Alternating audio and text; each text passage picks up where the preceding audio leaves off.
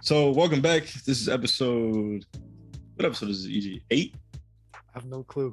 Your guess is good as mine. You know what's funny? Like, I'll occasionally like start the episode like as like what we're doing right now, and I'll go, what episode are we currently on? And we are currently on episode 7. So we're here with a very good friend of ours, Frank, and who does cooking and stuff in the culinary world. And we're going to be interviewing him today on some of the stuff that he has cooked, some of the events that he has been to, and what it's like to be a chef. So that being said, Frank, how you doing? Hey guys, how's it going? It's going all right. So who are you? I am Frank Cotronio. I'm an executive chef for NYU Eats. I work with Chartwells, but I work at NYU. And what's it like working over there? It's pretty awesome. It is very busy. It's very busy all the time. There's a lot going on. It's a great outlet for creativity. So there's a lot of variety in what we do. We serve a lot of different cuisines, a lot of different types of meals, everything from kind of like quick stuff to more plated and more like decomposed type stuff. So it's different than like a fine dining environment because we're not doing a la carte. We do like an all you care to eat type of service. So in some ways it's a little easier because it's not making one plate at a time. You kind of do bigger numbers, but that can be daunting in its own way. But it's really cool because it's, to me, is not as pretentious food. It's more comfort food and accessible food for everybody. So it's, to me, a little bit more down to earth.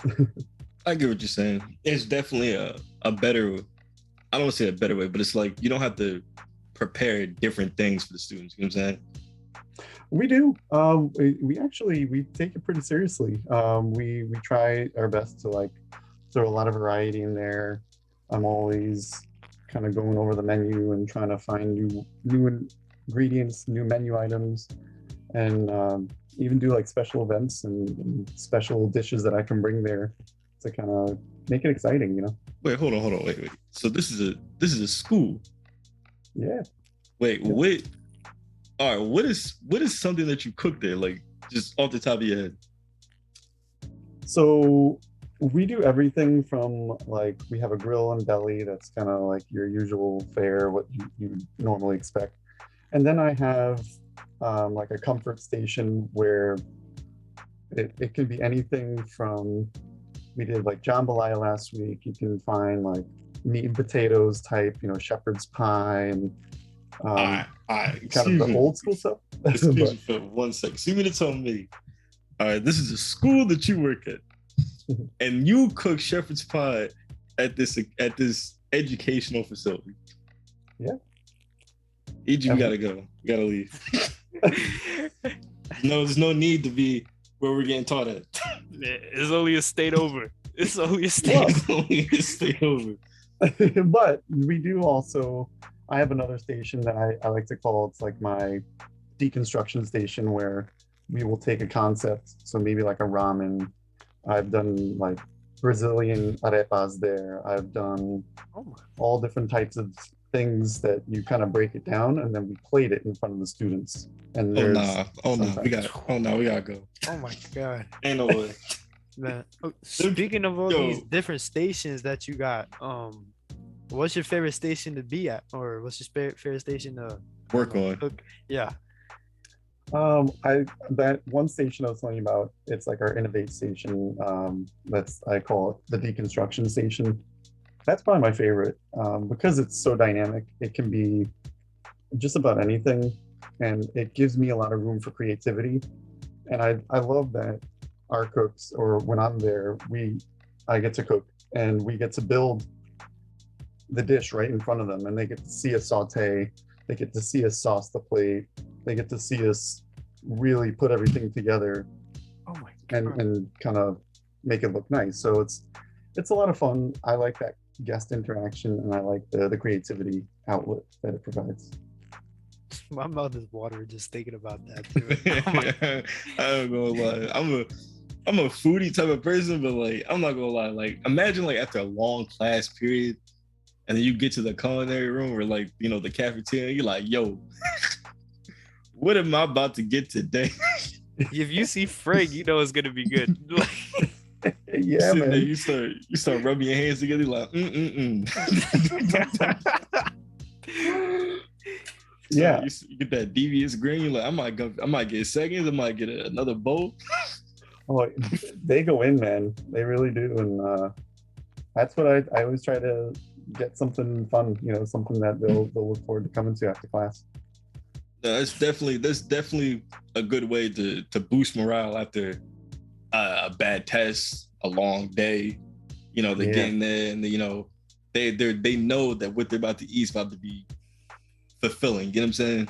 Yeah, I like to think it's like they're home away from home. Exactly. So we try to give some familiar things, some comfort food, but yeah, we try to get some different things in there too, and kind of maybe surprise them or introduce them to something they might not have had or don't have as often as they like. Just definitely an amazing concept. Now, growing up, did you want to be a cook?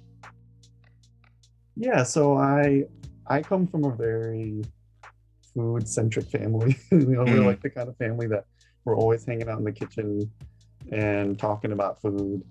So growing up, I knew by high school that I either wanted to go into music or food. I'm a musician too, so I play drums. I was into bands and played live shows and recorded some songs and stuff. But the music thing was very difficult for me to imagine having a long, successful career. I was even thinking about being a music teacher, but that's also a pretty difficult path. So the other passion I had was food. And I figured out, I was like, this is something that is needed. People always need to eat, right? And no matter where you go in the world, you could probably find a job cooking. It might be a little different. It might be different ingredients or menu or language, but people need to eat no matter where you go. So for me, I was like, hey, this sounds like a win-win. It's something I love to do. I love cooking with family and friends, and if I can get paid to do it, it sounds good to me.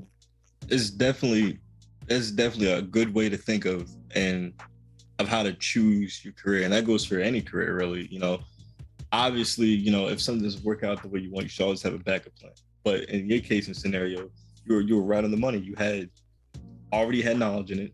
You already knew what you were doing, and you was already a foot in the door. So you had a good thing coming your way. You took the opportunity. Now here we are. Yeah. It doesn't even sound like you're working. It just sounds like you're living life. The days go by pretty quick, man. Yeah, the days are always something going on. So yeah, the days do go by pretty quick in a good way. Now here's a question I wanted to ask. What is something that you love to cook? Like something your favorite dish to make? Ooh, that's tough. There's a lot of favorite ones that I've had through the years and that I like to even just make at home. At home, oddly enough, one of my favorite things to make is fried rice. I love, and even just like maybe like a pasta dish, and I can just kind of like take whatever I have and I don't follow a recipe. I just kind of like throw it all together and just kind of make it up as I go along. But like professionally and at work, I love rice dishes. So I'm big on paella, risotto.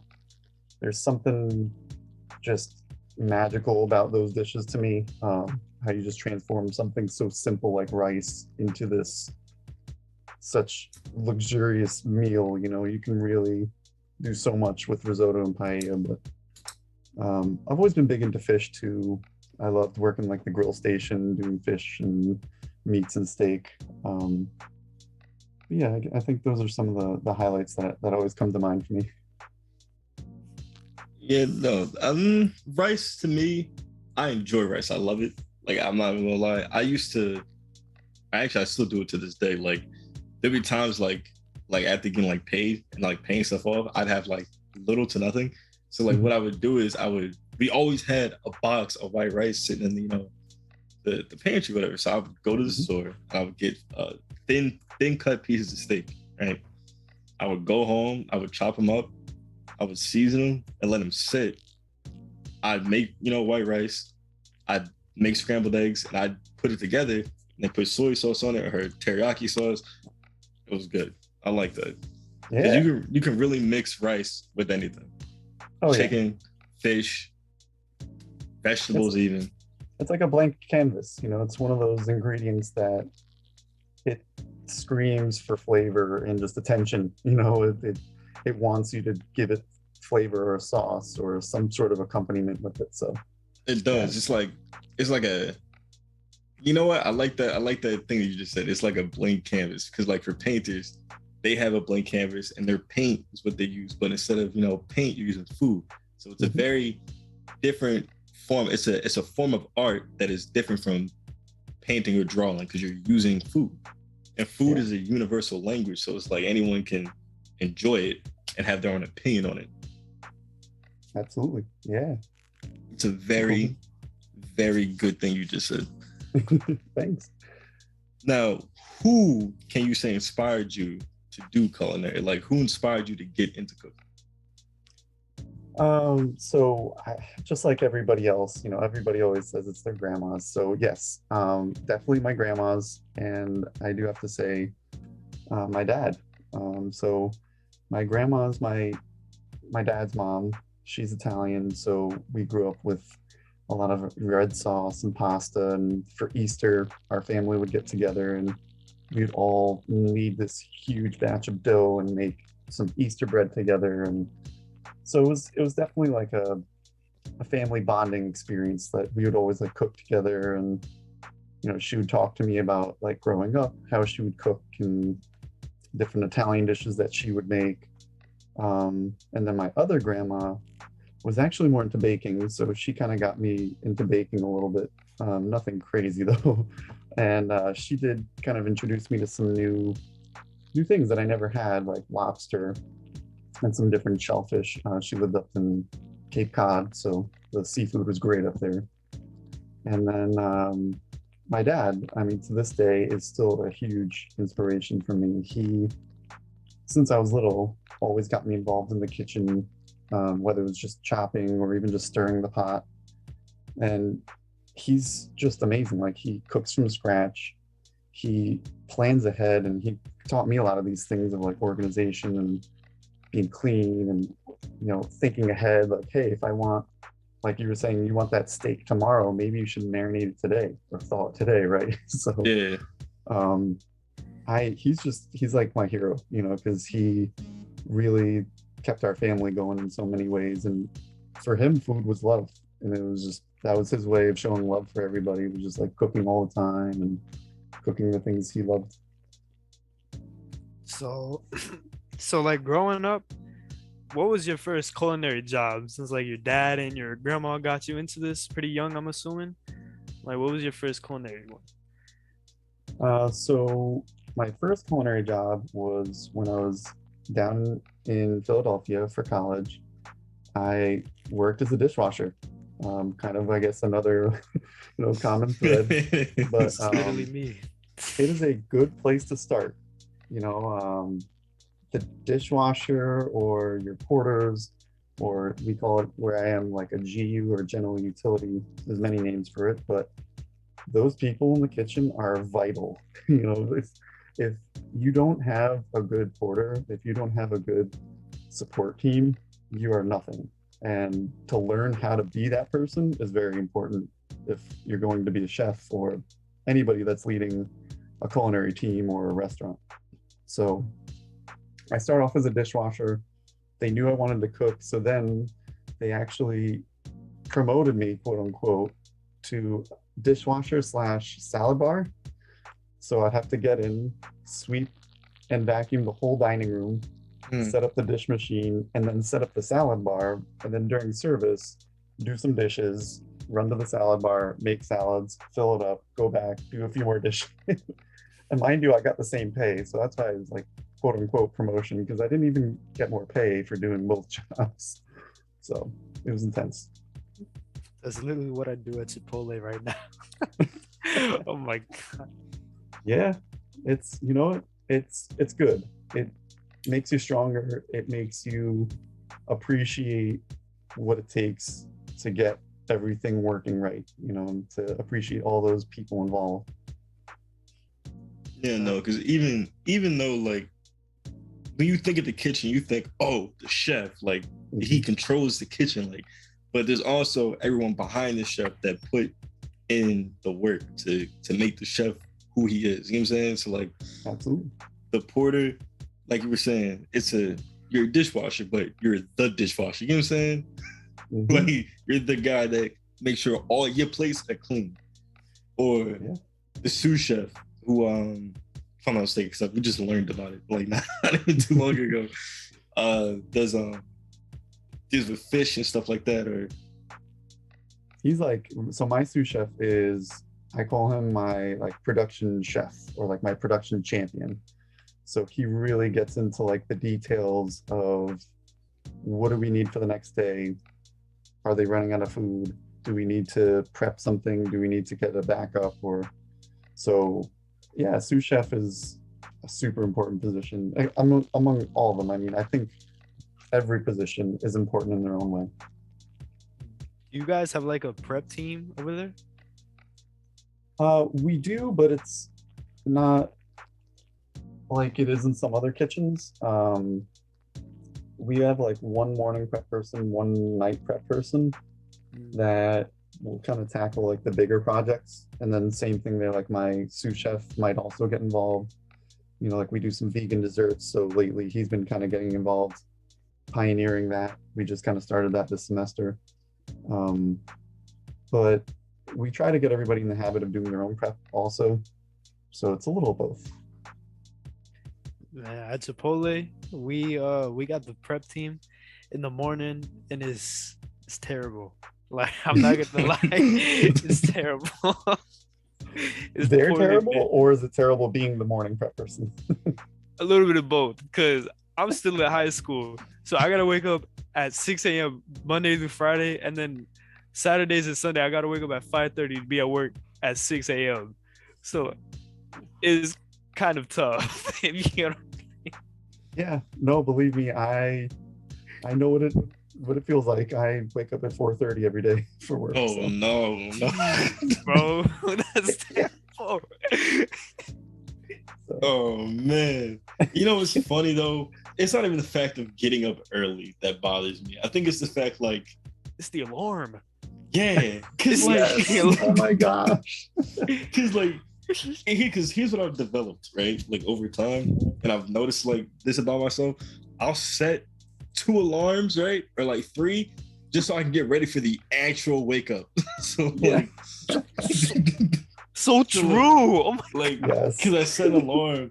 I don't really get up until like 6:20, right? Then if I'm lucky, I'll stop at Wawa, grab a muffin, and go to school, right? Not even a problem. Not even an issue. The issue is that I set one for 5 o'clock, one for 5:30, then one for 6:15. And the only reason why I do this, is because the 5 o'clock one goes, all right, my boy, you got 30 minutes and I'm gonna wake you up a second time.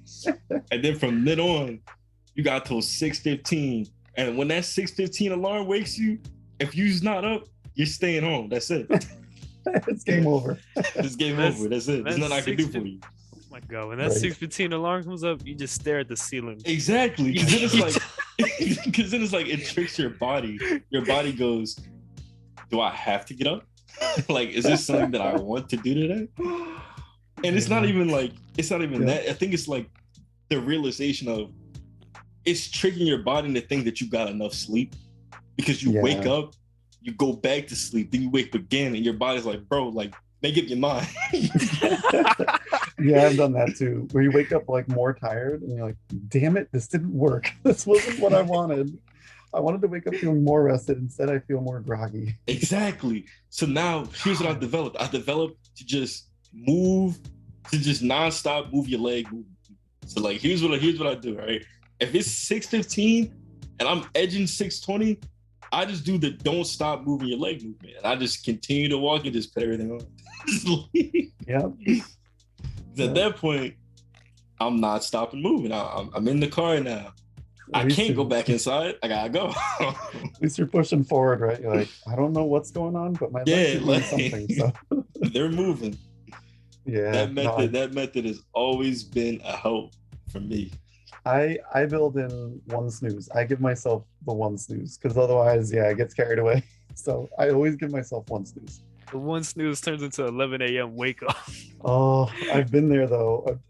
It's so bad. Has anyone ever thought like because they have so many alarms that one alarm wasn't the alarm to get up to? Oh my god, that's happening to me at work, bro. Wait, my manager going on my phone. EG, where you at? I'm like, like. All right, so here's what just recently happened. Right, it was a week ago. I was supposed to be at school at the same time. I woke up to the wrong alarm. So like, 2 alarms went by. What messed me up is I slept through the second one. The third one I thought was the second one, so I just went back to sleep. And when I got up, I was like, all right, man, it's time to go. Got up, I was putting my clothes on. I go into the kitchen. I look out the window. I'm like, it's pretty bright out there. Daylight savings. That's crazy. The sun is straight up. It's noon. That's wild. Have you ever? Like, that was the best snooze ever. Have you ever woken up to the first alarm and then you start getting ready and then you go outside and it's still pitch black out? I've done that one time. Never doing it again. Oh my god. Never doing that ever again. Pretty much my morning every morning. Every morning I wake up, it's pitch black out. So. And then that messes up your mind because it's like, am I supposed to be getting up? Like, am I supposed to do this right now? It is. It is a mental like challenge. You have to like psych yourself out. Only thing that I can say is about getting sleep is that when you need it, take it. Like, don't slack yourself. Like, if you got something to do that's important, get it done. Then as soon as you're done doing that task, go to sleep. Like, don't wait, don't hesitate. Oh, I wish it were that easy. Getting sleep is you know what? I don't even know how many of my younger viewers listen. When you get to about 16 and older, sleep is a treasure. Sleep is a treasure. Yeah. When we were little, we got nap times. We had abilities to just do one worksheet and go to sleep. Nah. Once you hit high school, forget it. Forget sleep. Sleep College, is 20s, 30s. That's ancient. That's ancient. It's ancient teachings. That's history. Out of the window. You learn about that 11th grade American history. Today's topic, sleep. What was it? Enough. End of chapter. Now, diving back into the cooking, which do you prefer? Do you like cooking more or baking? I prefer cooking. I do dabble with baking a little bit. I feel like every chef in some way at some point in their career will get involved in baking or at least pastry. But for me, I like the culinary side of it. I like the flexibility. I like that it's creative in a different way.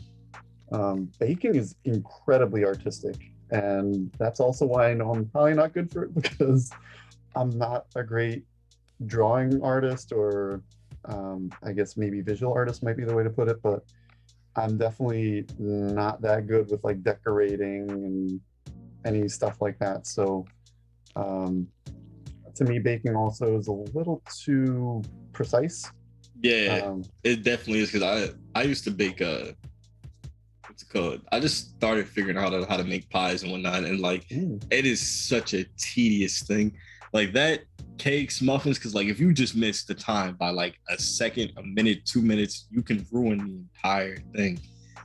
Yeah, and I mean I like the flexibility of cooking where you're able to change things kind of midway through, or you can kind of problem solve a little easier. Like if you forget the baking soda in a cake and you put it in the oven, it's over. Like you have to That's start it. over. There's no changing that. There's no going back. So it certainly to me is it's almost a little more stressful because of that. Like I'm the kind of person I want to always make sure that I have everything and it's done correctly. And that to me is like so much anxiety of, oh my God, did I forget something? I put it in the oven. It's over. I got to start over. So I do like cooking, I think, more than baking. Do you feel like you have like more freedom cooking or like more room for error instead of baking, you know? Yeah, I think there's a little bit more, like you said, like that room for error, a little bit more of like a window. And that window for baking is like kind of like you were saying, even with the timing and different things, it's a little more narrow. To me, I also like the fast-paced part of cooking. That's kind of like one of the exciting things of cooking. I mean, half of us love the fire and like the flames part of it, Yeah. but Yeah, for the sure. rush and like having those quick actions, to me, baking is more slower paced, which some people might like, and that might be more their speed. But for me, I do like a faster pace. Like today, actually, even at work, I had a cook and he was running a little behind, so I had to make his vegan entree for him, and I was able to just kind of whip it up in like 20 minutes. Like this like chickpea stew, and it's very hard to do with baking stuff. You can't just like always whip up a cake in 20 minutes. It might take you 20 minutes to mix everything and measure it. Yeah. So. Bacon, you just look in the oven and you just see it puffing up, I guess, over like half an hour. Yeah, right. Like it might have to bake just 20 minutes alone, and you got to cool it, and then you got to maybe ice it and do this and that, and there's a lot of steps involved. And I mean, don't get me wrong, there's tons of culinary techniques and recipes that are super involved also, that involve many days or many different steps and different paced activities for it. But to me, I think I like the fast-paced part of cooking as opposed to like the kind of put everything in the oven and wait of baking. Yeah. Yeah, sure. Now, speaking of baking, this first picture that I'm looking at over here, what happened here? Let me see if I can find the picture that you're talking about for reference. I feel like this has something to do with baking, where someone messed something up. Is there whipped cream all over? Yes. Yes. So I thought that would be a fun one.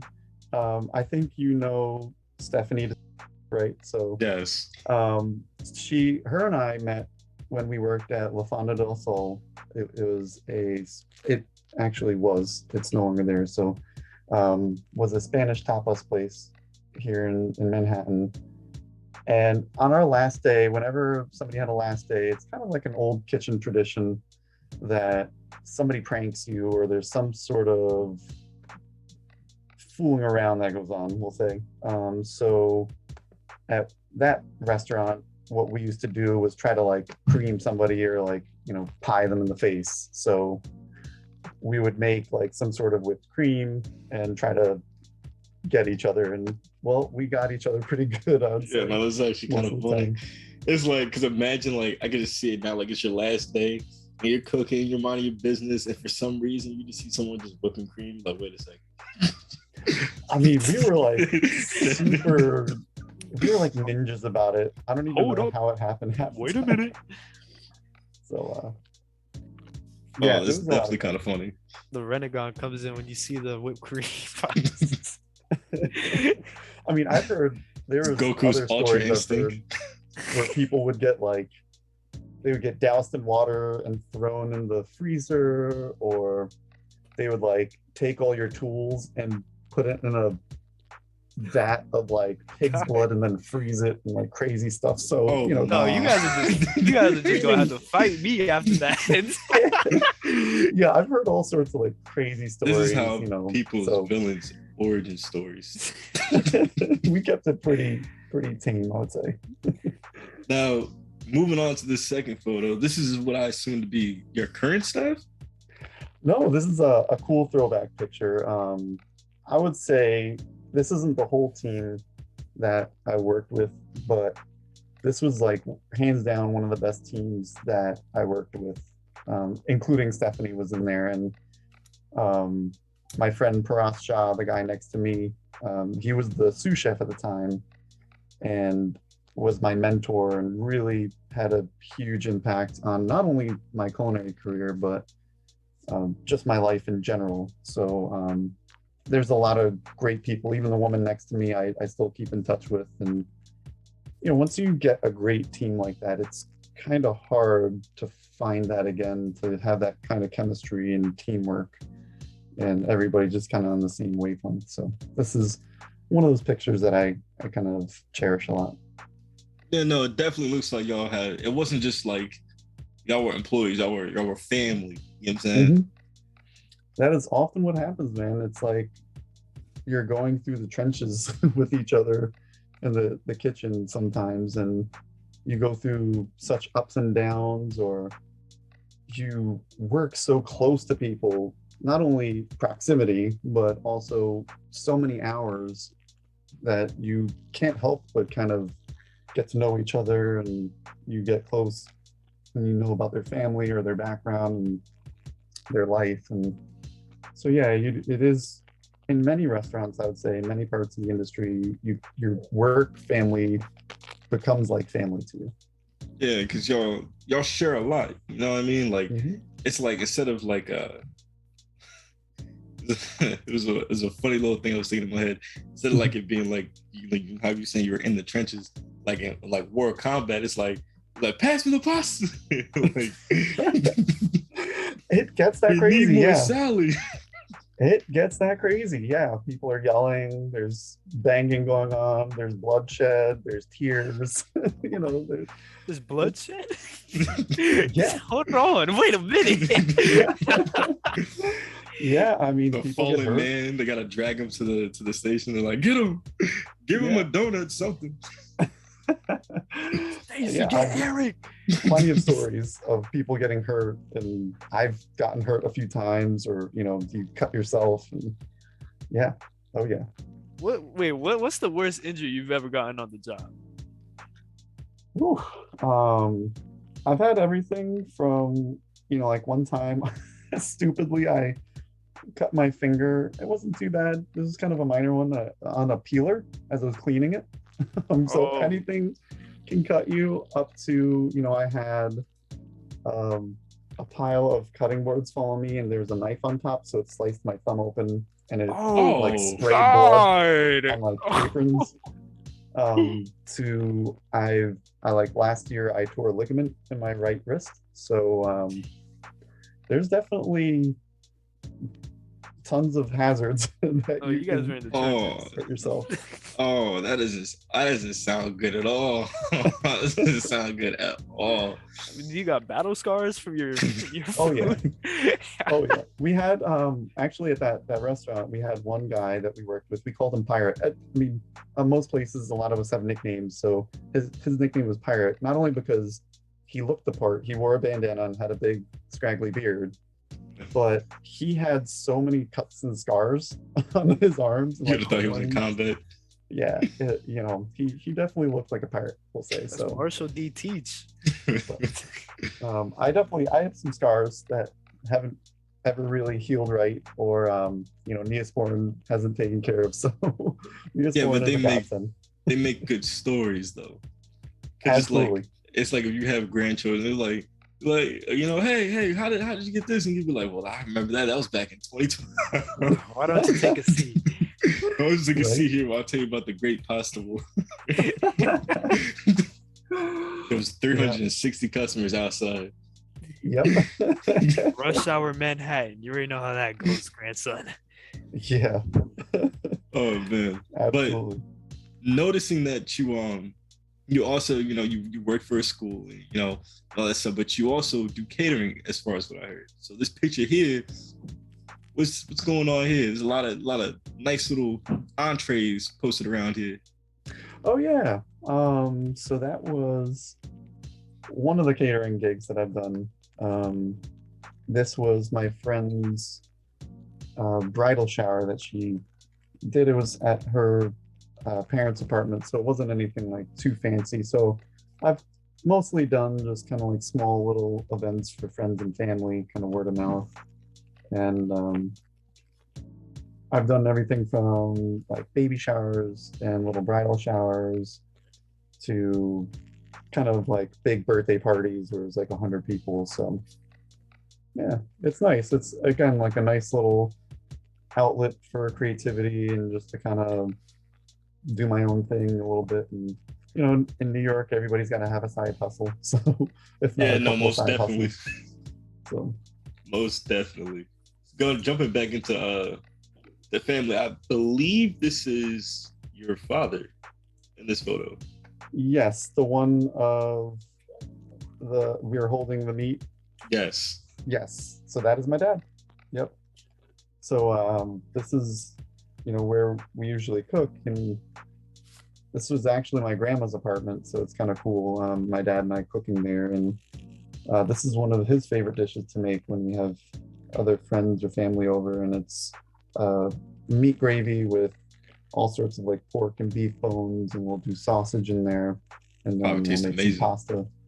Yeah, it's awesome. It's one of those like labors of love where it takes a couple hours, But in the and end, you it's know, like worth we're it. wearing our white shirts because it gets messy. You know, we're like not trying to wear your nice shirt at the time. So, but it's this is like a great shot. This is like when I was trying to look on my phone when I was sending them because this is just like a great shot. I don't really get to take a lot of pictures when I cook, especially at home with my dad. So I'm glad I got to snap a quick one there.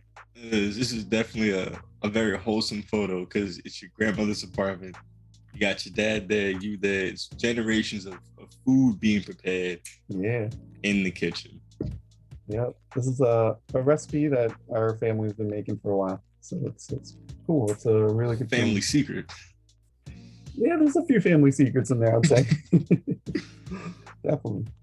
Now, the real question is if you had to eat one dish for the rest of your life, what would it be? Oh goodness. This is another really tough question. I, I always have trouble narrowing it down because there's just so many good dishes. All right, well, let's put it like this: you don't gain weight, you don't lose weight when eating this for the rest of your life. Well, I I'm lucky that at least to this point in my life, I haven't had to worry about that.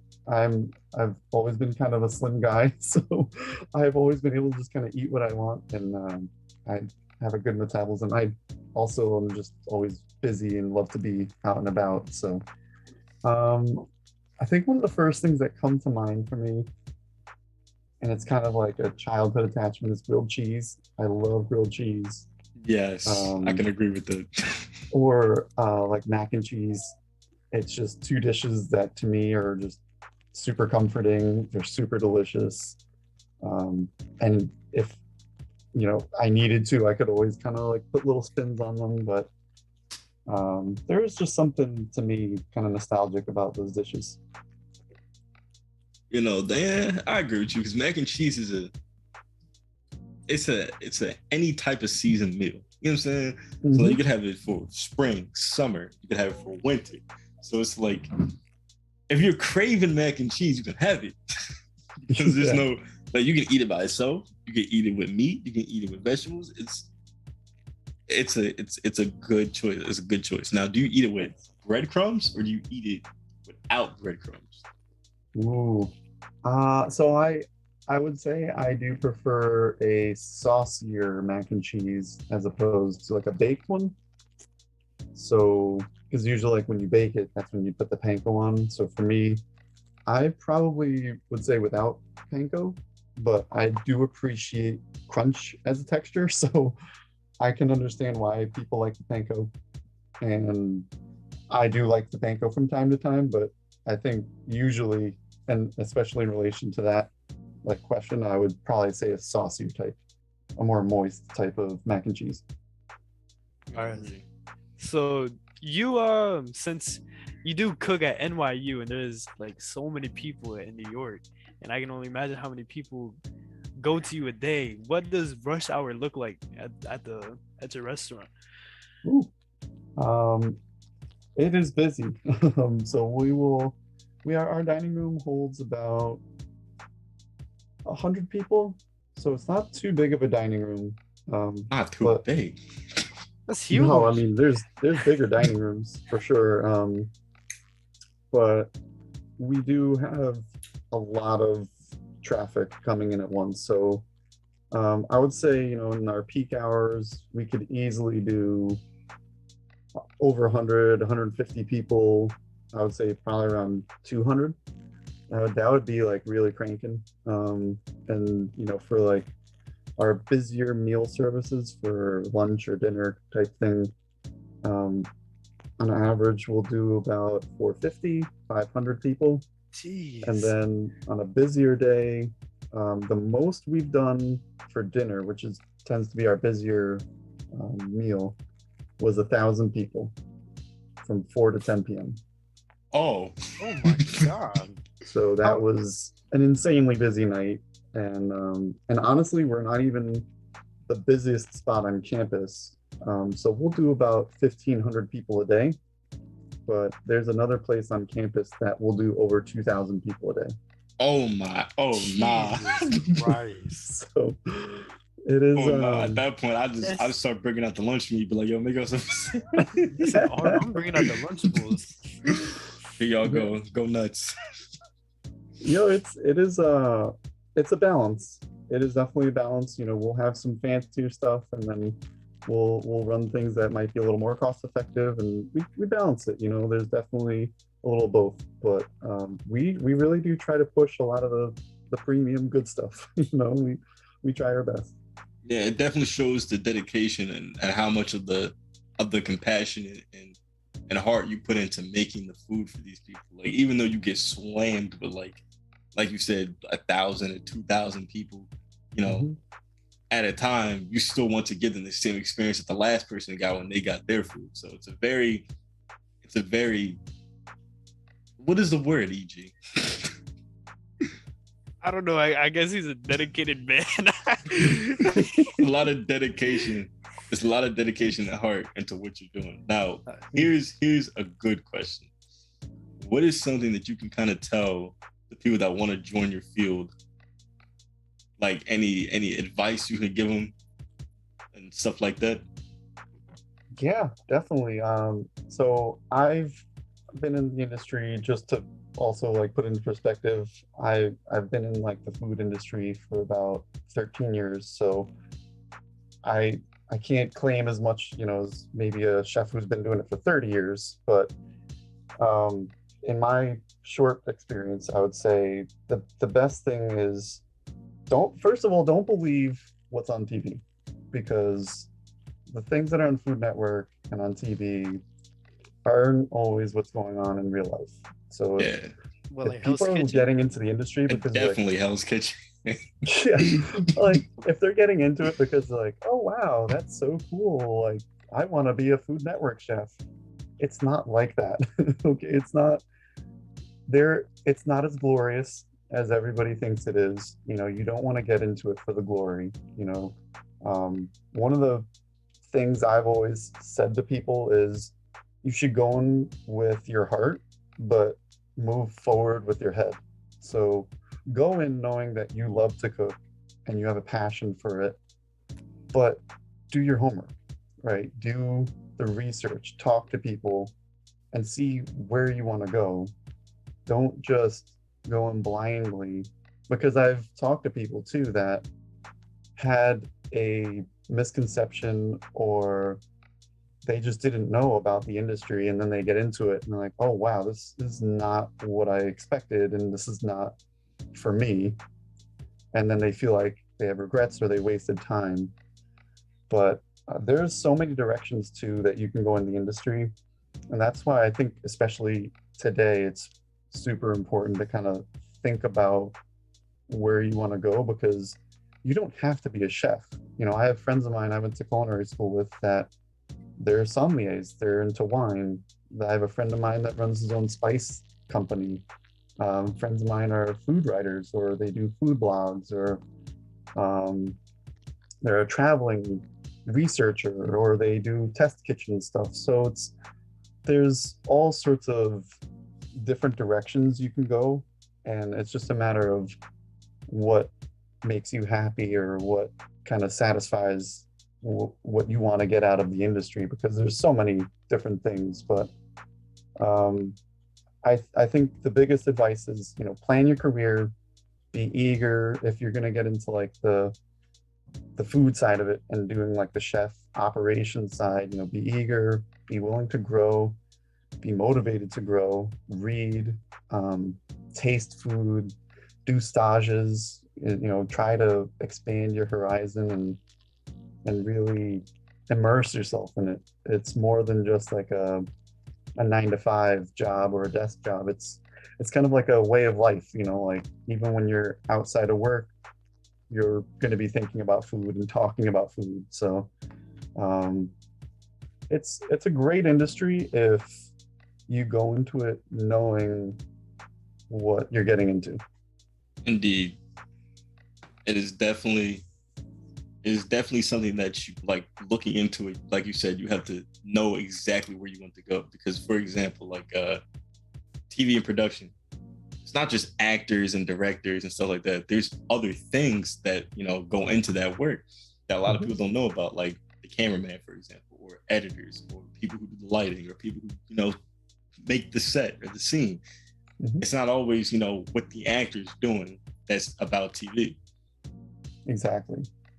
And even then, it's like in that comparison, people get into the culinary world or the chef aspect of it thinking that they're going to be in Food and Wine magazine on TV, and just like an actor, that's like 1% of the amount of people that actually go into the industry. Probably even less, I don't even know, but it's got to be some ridiculously small number.